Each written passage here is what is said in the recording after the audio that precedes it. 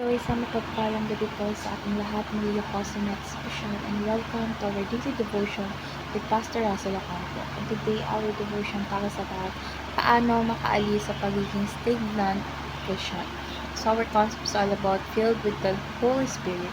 So, ang pagiging filled with the Holy Spirit ay hindi lang isang karanasang emosyonal. Ito ay isang buhay na karanasang nagbibigay ng bagong apoy, bagong direksyon, at bagong pananapik sa Diyos. So, bawat Kristyano ay tumatanggap ng banal na espiritu sa kaligtasan. Romans chapter 8 verse 9. Ngunit ang feeling ng espiritu ay dapat hinahangad at hinahanap araw-araw. Hindi ito tungkol sa pagkakaroon ng mas maraming espiritu, kundi ang pagpapasakop ng mas maraming bahagi ng ating sarili sa espiritu. So, our Bible readings for today is all about Ephesians chapter 5 verse 18. Huwag kayong maglalasing sa alak, sapagkat mauwi ito sa kaguluhan, sa halip mapupuspos kayo ng espiritu. So, our teaching for today is, first is the Spirit gives spiritual breakthroughs.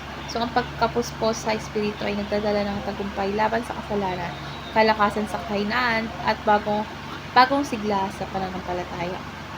Second is the Spirit guides us to become more like Jesus. So, habang pinupunto tayo ng banal na espiritu, ang ating karakter ay unti-unting naayon sa ugali ng ating mahal na Diyos. Last is the Spirit leads us to a greater, higher, and deeper love and commitment to God. So, hindi ka mananatiling stagnant kung puso mo ay laging nauuhaw at naghahangad sa presensya ng Diyos. So, ang espiritu ang nagtutulak sa ating paakyat, pailalim, at palapit sa Diyos. So, our application for today is first, desire more. Ask God for more of His presence. So, sabihin mo sa ating Diyos ay, punuin mo ako muli, Panginoon. Gutom ako sa iyo. Dahil ang espiritu is nagbibigay siya sa mga nananabik sa pagmamahal ng ating Diyos. Second is deny self. Walk as Jesus walked.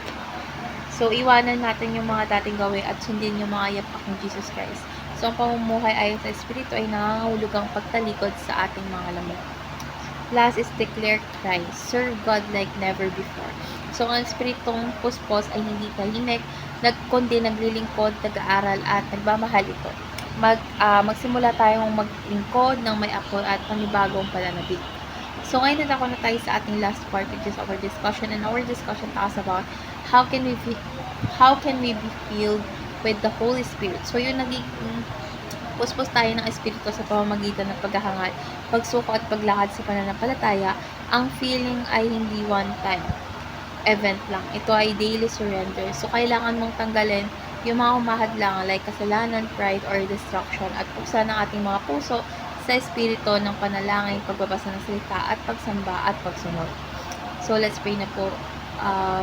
Lord God, banal na espiritu, punuin mo po ako. Ayokong manatili sa malamig at stagnant na pananampalataya.